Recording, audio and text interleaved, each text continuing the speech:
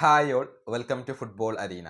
ഇന്നലെ UEFA champions ലീഗിൽ നടന്ന മത്സരത്തിൽ ഒന്നിനെതിരെ 2 ഗോളുകൾക്കാണ് മാഞ്ചസ്റ്റർ സിറ്റിയെ റയൽ മാഡ്രിഡ് പരാജയപ്പെടുത്തിയത്. 2 ഗോളുകളും നേടിയത് വിനീഷ്യസ് ജൂനിയർ ആണ്. ഇതോടുകൂടി അഗ്രിഗേറ്റിൽ 1-5 ഗോളുകൾക്ക് സിറ്റിയെ പരാജയപ്പെടുത്തിക്കൊണ്ട് ക്വാർട്ടർ ഫൈനലിന് യോഗ്യത നേടാൻ ഇപ്പോൾ റയലിന് സാധിച്ചു എന്നുള്ളതാണ്.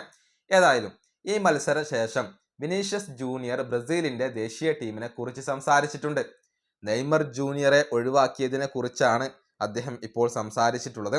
അതായത് അത് കാർലോ ആഞ്ചലോട്ടിയുടെ തീരുമാനമാണ്, അതിൽ തനിക്ക് ഇടപെടാൻ കഴിയില്ല.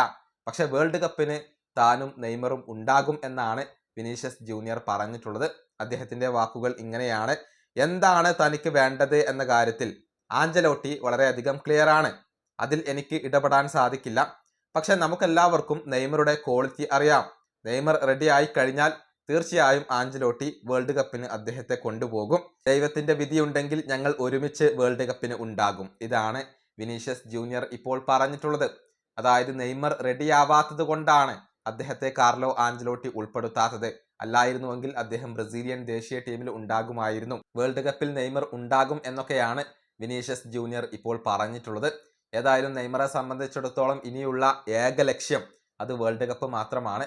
വേൾഡ് കപ്പിന് മുന്നേ തൻ്റെ ഫിറ്റ്നസ് വീണ്ടെടുത്ത് മികച്ച പ്രകടനം നടത്തിക്കൊണ്ട് പ്രൂവ് ചെയ്യേണ്ടതുണ്ട്. എന്നാൽ മാത്രമായിരിക്കും കാർലോ ആഞ്ചലോട്ടി നെയ്മറെ ബ്രസീലിയൻ ദേശീയ ടീമിലേക്ക് തിരികെ കൊണ്ടുവരിക. ഈ വീഡിയോ അവസാനിപ്പിക്കുന്നു. അടുത്ത ടീം കൊണ്ടും കാണാം.